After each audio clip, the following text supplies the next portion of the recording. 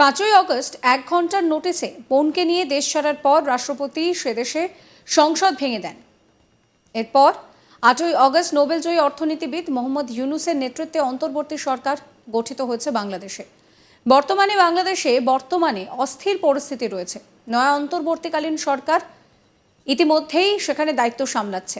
তারই মধ্যে বাংলাদেশে শুরু হয়ে গিয়েছে হিন্দু অভ্যুত্থান। সন্ন্যাসী চিন্ময় কৃষ্ণ দাসের গ্রেফতারিকে কেন্দ্র করে উত্তপ্ত বাংলাদেশ। চট্টগ্রাম যাওয়ার পথে ঢাকা পুলিশের গোয়েন্দা বিভাগের হাতে গ্রেফতার হন চিন্ময় কৃষ্ণ দাস।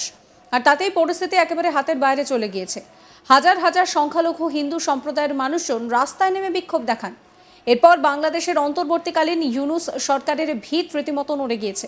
আর এই গোটা ঘটনার নেপথ্যে মোহাম্মদ ইউনূসই দায়ী, অনেকেই সেই কথা বলছেন। বাংলাদেশের সাংবাদিক শহীদুল হাসান খোকন আমাদের বলছেন যে বাংলাদেশের পরিস্থিতি এতটাই ভয়াবহ যে সেদেশের সাংবাদিক থেকে শুরু করে বহু নাগরিক দেশ ছেড়ে ভয়ে পালাচ্ছেন। সঙ্গে সাম্প্রদায়িক উস্কানি ছড়ানো হচ্ছে। সেই সঙ্গে একটি রাজনৈতিক দল বলছে যে তারা নাকি 71-এর মুক্তিযুদ্ধের প্রতিশোধ নিতে এসেছে।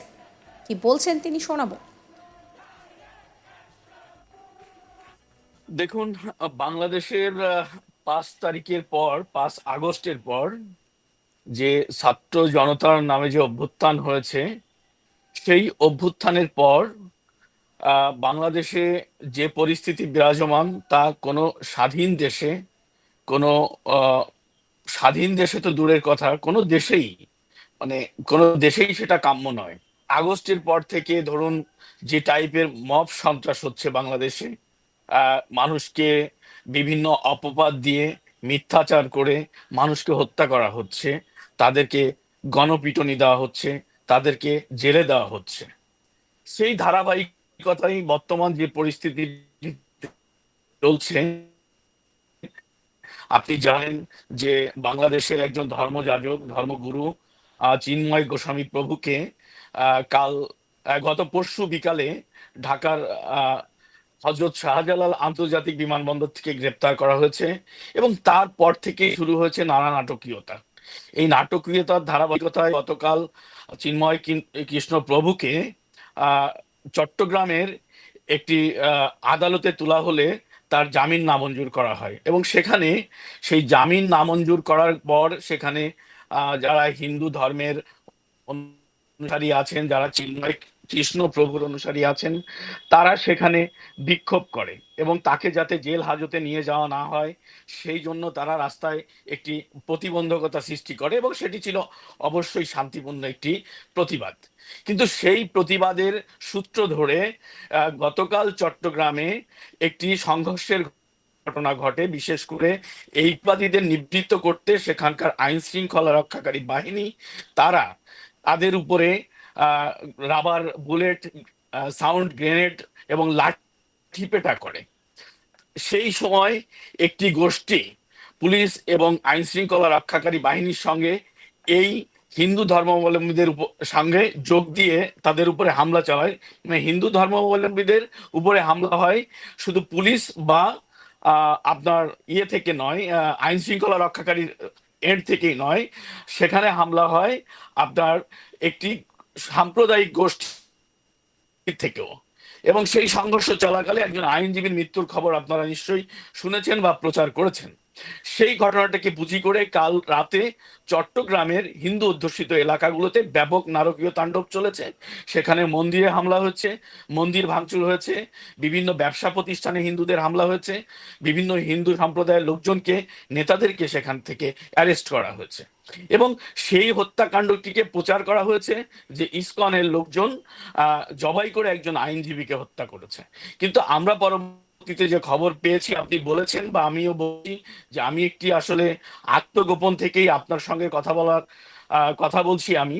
তো যে কারণে আমরা খোঁজ খবর রাখছি বা খোঁজ খবর আমাদের কাছে আসছে, সে জায়গায় আমরা জানতে পেরেছি যে এই হত্যাকাণ্ডটি কোনোভাবেই সংখ্যালঘু সম্প্রদায়ের কেউ করেনি। যে খবর আমাদের কাছে আছে সেটি একটি রাজনৈতিক গোষ্ঠী একটি ট্রাম্প কার্ড হিসেবে এই হত্যাকাণ্ডটি ঘটিয়েছে বলে আমরা এই মুহূর্তে আমাদের কাছে খবর আছে, এবং কিছু দালিলিক প্রমাণও আছে। তো সেই গোষ্ঠীটি বাংলাদেশকে একটি সাম্প্রদায়িক কার্ড খেলতে চান, এই মুহূর্তে সাম্প্রদায়িক কার্ড খেলতে চান, যেহেতু এই ইউনূস সরকারের ক্ষমতা বা ইউনূস সরকারের জনসমর্থন ব্যাপকভাবে হারিয়ে গেছে। 5 আগস্টে যে ক্ষমতা বা যে জনসমর্থন নিয়ে তারা এসেছিলেন, এখন তা একদমই শূন্যের কোঠায় বলা যায়। তাদের পাশে সাধারণ ছাত্র বা সাধারণ মানুষ নেই, যে কারণে তারা এখন চাইছে কোনো অন্য কোনো গেম করে, কোনো খেলা করে, বিশেষ করে হিন্দু এবং ইন্ডিয়া দুটো জিনিস। আমি একটু আগে বাংলাদেশের একজন গণমাধ্যম কর্মী আমায় কিছু ফুটেজ পাঠিয়েছেন, সেখানে আজ যে আইনজীবী যারা জানাজা হচ্ছে, আপনি জানেন যে শেষকৃত্য যেটা বলা হয়, সেখানে আপনার যারা বক্তব্য রেখেছেন এই সরকারের পক্ষ থেকে, তারা স্পষ্ট করে বলেছেন যে এই আইনজীবীকে হিন্দুরা ভারত সরকারের মদদে এই হিন্দুরা এই আইনজীবীকে খুন করেছে। তার মানে এটা একটি অবশ্যই ট্রাম্প কার্ড। আর আপনি শুরুতেই যেটা বলেছিলেন ইন্ট্রোডাকশনে, যে বাংলাদেশের সাংবাদিকদের যে অবস্থা, আমার মতো অনেক সাংবাদিকই পালিয়ে যাচ্ছে, অনেকের ব্যাংক অ্যাকাউন্ট ফ্রিজ করা হয়েছে। আপনি শুনেছেন যে বাংলাদেশের প্রায় 170 জন সাংবাদিকের অ্যাক্রিডিটেশন কার্ড বাতিল করা হয়েছে, যেটি সাংবাদিকের স্বীকৃতি। পৃথিবীর ইতিহাসে এই নজির আছে বলে আমার জানা নেই।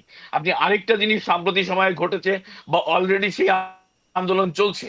বাংলাদেশের প্রধান দুটি গণমাধ্যম, একটি প্রথম আলো এবং একটি ডেইলি স্টার, বন্ধের দাবিতে সে অফিস ঘেরাও করে বিক্ষোভ কর্মসূচি প্রতিদিন পালিত হচ্ছে। শুধু তাই নয়, সেখানে একটি সাম্প্রদায়িক গন্ধ ছড়ানো হচ্ছে। সেখানে গরু জবাই করে জিহাফত করা হচ্ছে দুটি পত্রিকার, মানে তাদেরকে চিরতরে বন্ধ করার দাবি তোলা হচ্ছে। এবং সেই উস্কানিকে একটি ধর্মীয় গোষ্ঠীর পক্ষ থেকে আসছে। যদিও সরকার বলছে যে সংবাদপত্রের স্বাধীনতায় তারা বিশ্বাস করে, কিন্তু তারা এর প্রতিবাদে কোনো রকম পদক্ষেপ নিচ্ছে না। তো সাংবাদিকদের অবস্থা কি সেটা আপনি নিশ্চয়ই বুঝতে পারছেন। যেখানে একটি ধর্মের বিরুদ্ধে যুদ্ধ করে, একটি ধর্মীয় গোষ্ঠীর বিরুদ্ধে যুদ্ধ করে, একটি তাবেদার, একটি দখলদার বাহিনীর বিরুদ্ধে যুদ্ধ করে বাংলাদেশ স্বাধীন হয়েছে। স্বাধীনতার 52 বছর পরে এসে আপনি বলছেন যে বাংলাদেশকে আবার আপনি স্বাধীন করলেন। কার থেকে স্বাধীন করলেন? কে স্বাধীনতা দিল? তো সে দেশে আজ মুক্তিযোদ্ধাদের অসম্মান করা হচ্ছে, জাতির পিতাকে অস্বীকার করা হচ্ছে। যে বাড়িতে বসে জাতির পিতা মুক্তিযুদ্ধের ঘোষণা দিয়েছিলেন, পরিকল্পনা করেছিলেন, সেই বাড়িকে আগুন দিয়ে পুড়িয়ে দেওয়া হয়েছে। আমাদের ইতিহাস আজকে আমরা যা দেখছি, শুধু এটাকে আপনি শুধু বলতে পারেন ধর্মীয় সুড়সুড়ি। এখানে একটি সাম্প্রদায়িক শক্তির উত্থান ঘটেছে। তারা দেশটাকে তারা মাঝে মাঝে বলছে যে আমরা 71-এর হেরে যাওয়ার প্রতিশোধ নিতে এসেছি।